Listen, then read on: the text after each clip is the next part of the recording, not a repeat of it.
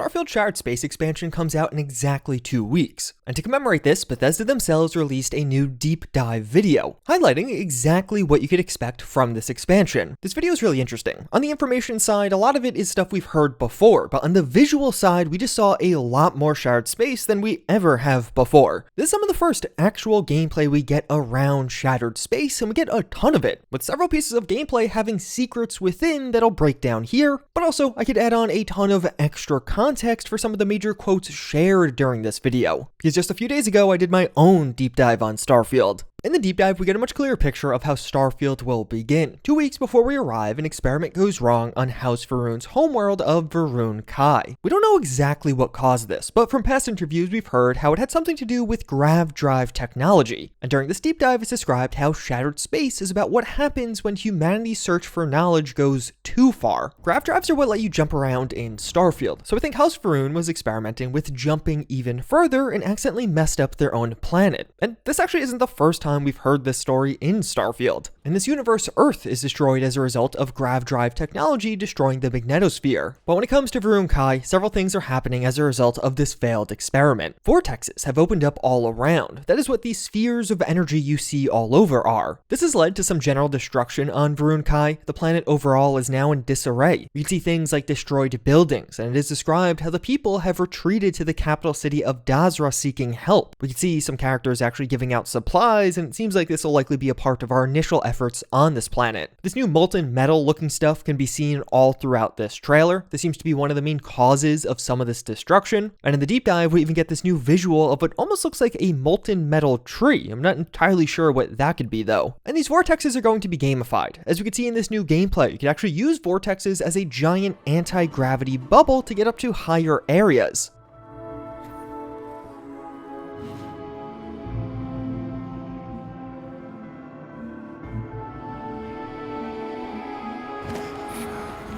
Via many of the scenes as well as panning shots of Va'ruun Kai, we can tell that this is going to be a location that has a lot more verticality. So in addition to just using your typical jetpack, it seems like these vortexes that defy gravity will help us get up to things and really change up the exploration here. The vortexes are representing holes in the space-time, and as a result, they're letting in totally new creatures. And this is all only adding to the destruction. Vortex horrors are these creepy new spider-like enemies you can see. This is going to be a melee-focused enemy that really tries to get up into your face, but they're also just going to jump scare you. During this new gameplay, it's described how vortex horrors will ambush you when you disturb the line between our world and theirs.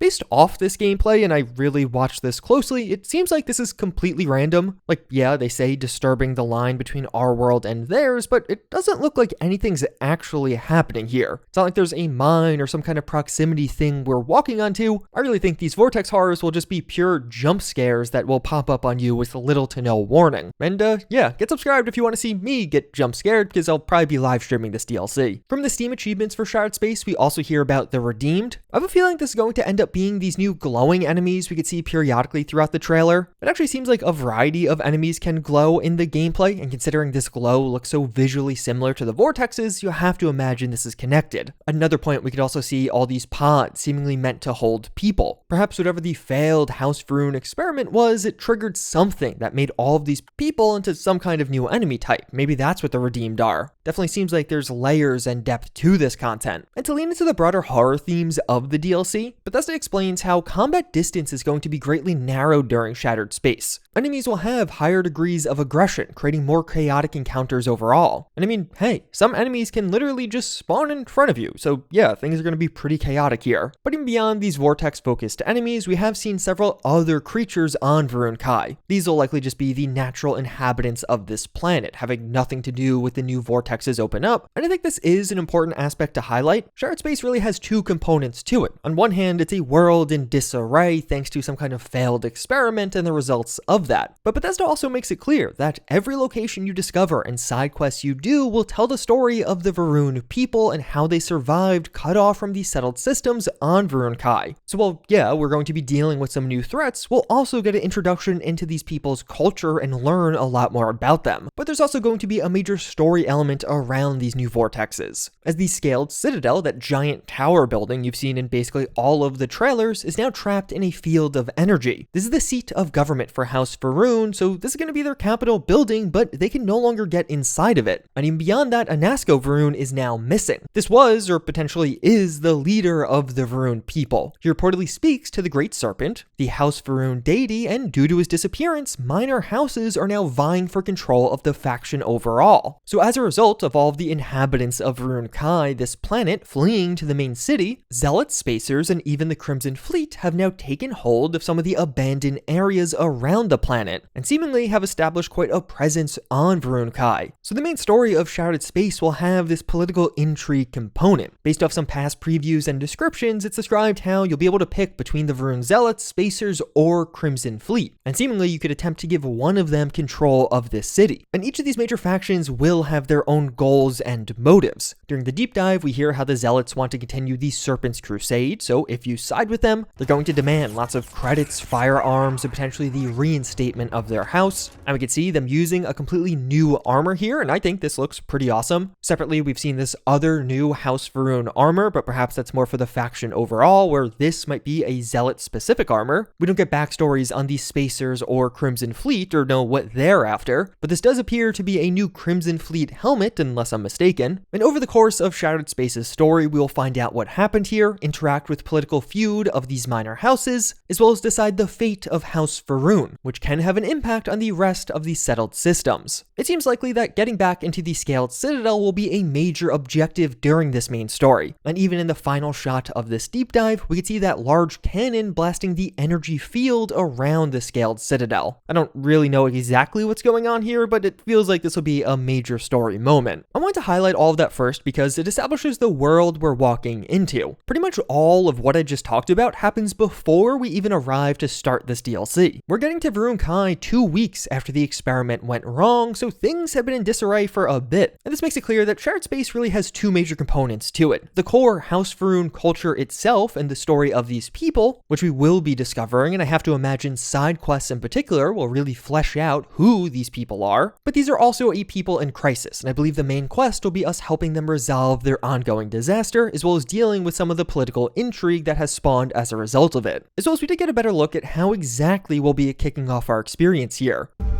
My brother Qasim has been missing for days. I'm beginning to worry that something terrible has happened to him.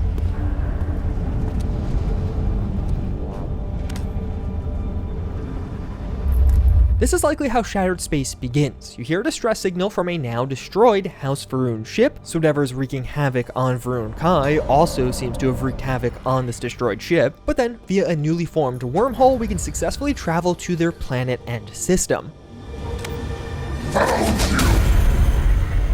But this new deep dive seems to reveal that we aren't just some spacer showing up to help, as in some of the voiceovers from the trailer we hear, "You will rise as Varun." And so you arise, one of the promised of House Varun, Harbinger, Reverend. Promised.